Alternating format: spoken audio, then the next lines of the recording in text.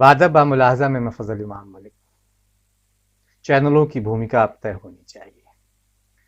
Supreme court ने आज एक महत्वपूर्ण अंतरिम से ही सही लेकिन आदेश दिया और यह आदेश मील का पत्थर साबित हो सकता है। 17 सितंबर को फिर सुनवाई है। चैनलों का रवैया इस बीच जिस तरह का भी रहा, चाहे वो सुशांत सिंह राजपूत का मामला हो, रिया चक्रवर्ती का मामला हो या कंगना रनौत का मामला है, वो सरकार के साथ कदमताल करती दिखाई दी और बेरोजगारी, किसानों के प्रदर्शन, किसानों की आत्महत्या, मजदूरों की मौत, इन सब मुद्दों से भटकाने के लिए उसने तरह तरह की नौटंकी की चैनलों पे। सरकार को बचाने के लिए, चाहे वो चीन की घुसपैठ हो या मरते हुए मजदूर हो, उस उन सब को से बचाने के लिए कभी हिंदू मुसलमान किया, कभी सुशांत रिया किया, तो कभी कंगना रनौत और महाराष्ट्र सरकार किया। और एंकरों को जिसको देखें जिस तरह से आजकल वो उनका रवैया जो रहा है, कई बार तो सच में शर्म आती है उन्हें देख करके ये पत्रकारिता के नाम पे किस तरह की भांडगिरी कर रहे हैं। वादब बा मुलाहजा में इस पे चर्चा करेंगे। सुप्रीम कोर्ट के फैसले, उस अंतरिम आदेश पे चर्चा करेंगे जिसने लोकतंत्र की उस हिलती हुई बुनियाद को कुछ हद तक संभाला है। लेकिन उससे पहले एक निवेदन, एक गुजारिश है कि अगर अभी तक आपने वादब बा मुलाहजा को सब्सक्राइब नहीं किया तो उसे सब्सक्राइब करें, लाइक करें और ज्यादा से ज्यादा शेयर करें। सवाल ये है कि रिया चक्रवर्ती के व्हाट्सएप कॉन्वर्सेशन मेरे पास है। अरे रिया चक्रवर्ती कहती है मुझे ट्रक दो, ट्रक दो, ट्रक दो, ट्रक दो, ट्रक दो, ट्रक दो, ट्रक दो, मुझे ट्रक दो, ट्रक दो, ट्रक दो, ट्रक दो। अरे चुप, एक मिनट मेरी बात सुनो। रगी है रिया चक्रवर्ती, रगी है रिया रगी है रिया चक्रवर्ती, रगी है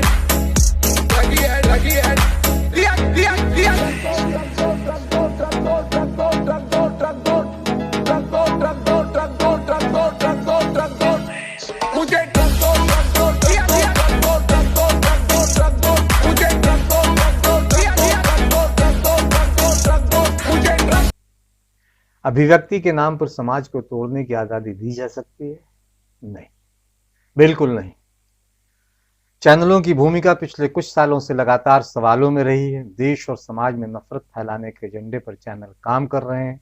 सरकार उन चैनलों के पीछे खड़ी है, या कहें कि सरकार के एजेंडे पर चैनल काम कर रहे हैं, सरकार के एजेंडे को आगे बढ़ा रहे हैं। चैनलों पर निगरानी करने वाली संस्था एनबीए की कोई विश्वसनीयता नहीं रही और सुप्रीम कोर्ट ने तो उसे कागजी शेर मान लिया है। एक तरह से चैनलों पर हिंदू मुसलमान जैसे विषयों पर डिबेट के बहाने समाज को बांटने की लगातार कोशिश हो रही है। सुप्रीम कोर्ट ने चैनलों की भूमिका पर न सिर्फ ये कि सवाल खड़ा किया, बल्कि लताड़ा भी। अदालत का मानना था कि चैनल नफरत फैलाने में लगे हैं। सुप्रीम कोर्ट के अंतरिम आदेश में कहा गया कि सुदर्शन चैनल अपने कार्यक्रम में यूपीएससी जिहाद की बात कर रहा था और कहा जा रहा था कि किसी विशेष कारणों से मुसलमानों की तादाद सिविल सर्विसों में लगातार बढ़ रही है। अदालत ने इसे खतरनाक बताया और फिलहाल इस शो पर पाबंदी लगा दी है और कहा कि समाज में यह शो नफरत फैलाने वाला है। सरकार ने सुदर्शन टीवी के कार्यक्रम को प्रसारण की इजाजत दी थी। हाईकोर्ट ने इससे पहले कहा था कि अगर सरकार को लगता है तो वो शो को प्रसारण करने की इजाजत दे सकती है। असल में हाईकोर्ट में फिरोज ने याचिका दायर की थी, फिरोज अहमद ने या फिरोज आलम नाम के एक सज्जन ने, और उन्होंने कहा था कि नफरत फैलाने वाला ये शो है और सरकार ने उसे इजाजत दी। ये अपने आप में बहुत दुर्भाग्यपूर्ण है। उन अफसरों पर कार्रवाई को होनी चाहिए जिन्होंने इस कार्यक्रम को दिखाने की इजाजत देनी चाहिए और सरकार को भी माफी मांगनी चाहिए देश के लोगों से, क्योंकि सरकार की इजाजत के बाद देश को तोड़ने की और समाज को बांटने की कोशिश एक चैनल ने की। अदालत ने सवाल किया कि कंपनी, ये भी सब बहुत महत्वपूर्ण सवाल किया कि कंपनी के शेयर होल्डर को उन्हें इसकी जानकारी होनी चाहिए और सरकार का राजस्व मॉडल क्या है। सवाल यह भी उठा कि सरकार किसी एक संस्थान को या किसी एक चैनल को विज्ञापन कम देती है और किसी को ज्यादा। क्या ऐसा है? और ऐसा है तो क्यों? एनबीए को सुप्रीम कोर्ट ने कागजी संस्था बताया। जामिया के छात्र अगर सिविल सर्विस में आ रहे हैं तो ये एक जिहाद है, ये कोई अपराध है क्या? मजहब का मतलब इसी तरह निकाला जाएगा? नफरती भाषण का दायरा कब कहां जाकर खत्म होगा, इस पे लगाम लगनी चाहिए। प्रोमो आया था इसे तो आईपीएस संघ ने भी इसका विरोध किया था, इसकी निंदा की थी। सुप्रीम कोर्ट ने सुरेश चौहान के, जो चैनल के मालिक संपादक जो भी कहें, सारे कुछ वही हैं, सुरेश चौहान के और उनकी हरकतों को अपने फैसले में, और उसकी हरकतों को अपने फैसले में इंसीडियस और रैबिट करार दिया। हिंदी में इसका अर्थ है घातक, विक्षिप्त। जरूरत ऐसे बीमारों की इलाज करने की है जिनके अंदर नफरत का जहर भरा हुआ है। नफरत के इस माहौल में एक बहुत पुराना गीत सुने और लुत्फ लें, बाकी बातें फिर उसके बाद। एक डाली पर रहकर जैसे फूल जुदा है पात जुदा, बुरा नहीं गर यूं ही वतन में धर्म जुदा हो जात जुदा। अपने वतन में वही है जब कुरान का कहना, जो है वेद पुराण का कहना, फिर ये शोर शराबा क्यों है, इतना खून खराबा क्यों है अपने वतन में। सदियों तक इस देश में बच्चों रही हुकूमत गैरों की, अभी तलक हम सबके मुंह पर धूल है उनके पैरों की। लड़वाओ और राज करो ये उन लोगों की हिकमत थी, उन लोगों की चाल में आना हम लोगों की जिल्लत थी। ये जो बैर है एक दूजे से, ये जो फूट और रंजिश है, उन्हीं विदेशी आकाओं की सोची समझी बख्शिश है अपने वतन में। कुछ इंसान ब्राह्मण क्यों है, कुछ इंसान हरिजन क्यों है, एक इतनी इज्जत क्यों है, एक इतनी जिल्लत क्यों है।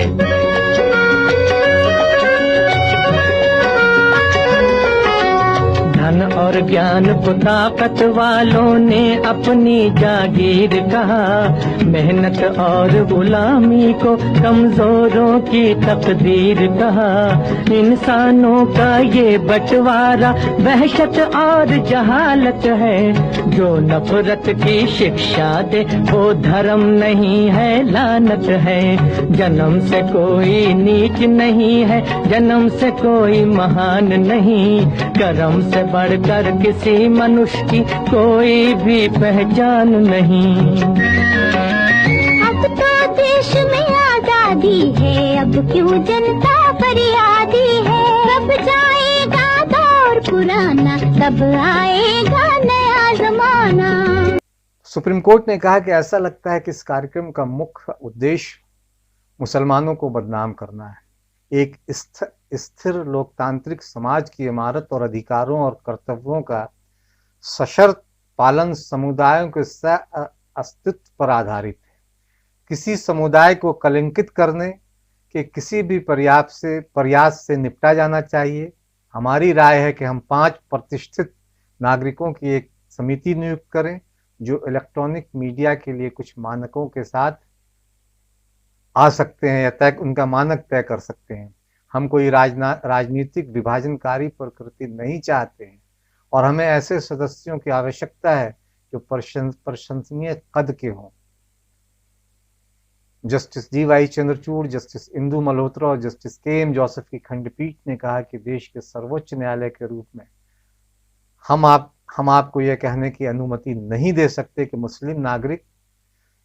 मुसलमान नागरिक सेवाओं में घुसपैठ कर रहे हैं। आप ये नहीं कह सकते कि पत्रकारों को ये करने की पूरी आज़ादी है। याचिकाकर्ताओं ने कार्यक्रम की सामग्री यूपीएससी में आतंक या जिहाद को मुसलमानों के खिलाफ हेट स्पीच करार दिया। याचिकाकर्ता कहते हैं कि कार्यक्रम से में फर्जी खबरें और कार्यक्रम के स्क्रीनशॉट दिखाए गए और कहा गया है कि यह कार्यक्रम सिविल सर्विस सेवा में घुसपैठ की साजिश है। जस्टिस जोसेफ ने कहा कि हम मानक रखना चाहते हैं। प्रोग्राम कोड के नियम 6 में कहा गया है कि केवल टीवी कार्यक्रम कुछ भी ऐसा नहीं दिखा सकते हैं जो किसी विशेष धर्म या समुदाय को लक्षित करता है। हालांकि सॉलिसिटर जनरल तुषार मेहता है, उन्होंने सुदर्शन चैनल का बचाव करते हुए इसे आज़ादी और लोकतंत्र के खतरा न जाने कितनी बड़ी बड़ी बातें कही। उन्होंने ये भी कहा कि आपने उन कार्यक्रमों को देखा होगा जहां हिंदू आतंक पर प्रकाश डाला गया था। सवाल यह है कि अदालतें किस हद तक सामग्री के प्रकाशन को नियंत्रित कर सकती हैं। जस्टिस चंद्रचूड़ ने तब कहा है कि माध्यम बदल गए हैं। अब इंटरनेट एक विस्तृत क्षेत्र है क्योंकि कोई भी इसे कहीं से भी संचालित कर सकता है। हम इलेक्ट्रॉनिक मीडिया को देख रहे हैं, उस पर बात कर रहे हैं क्योंकि ये कंपनियां भारत में हैं।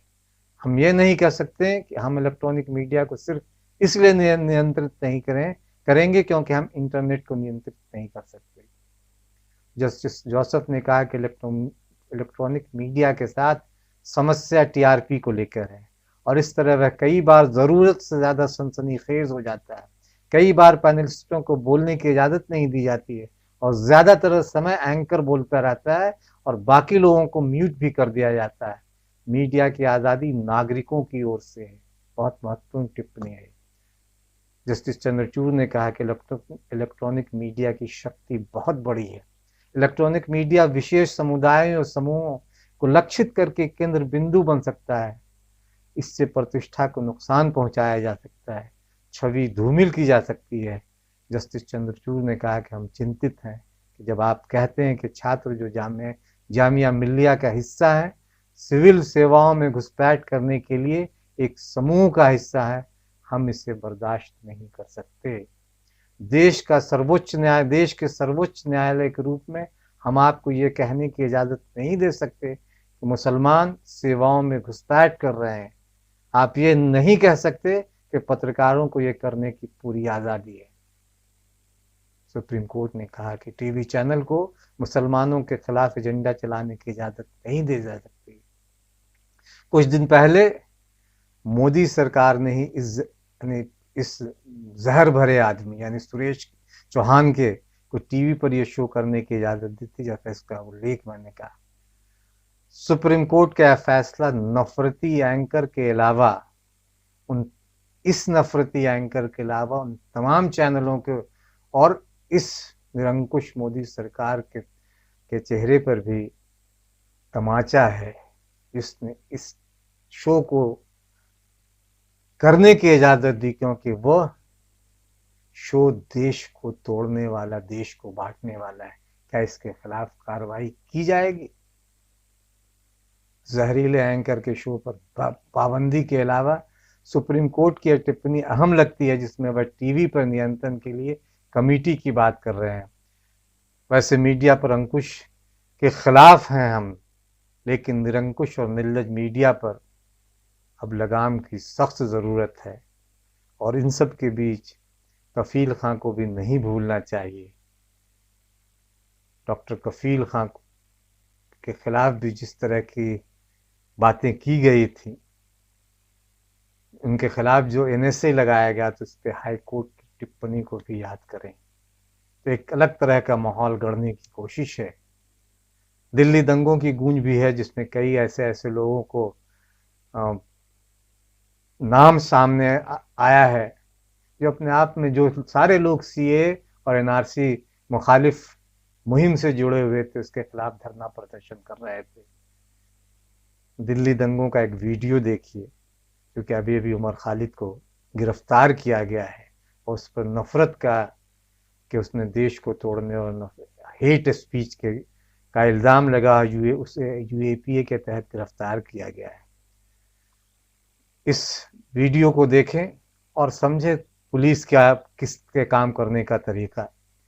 दिल्ली दंगे से कुछ घंटे पहले यानी 23 फरवरी की रात 8 बजे का ये वीडियो है।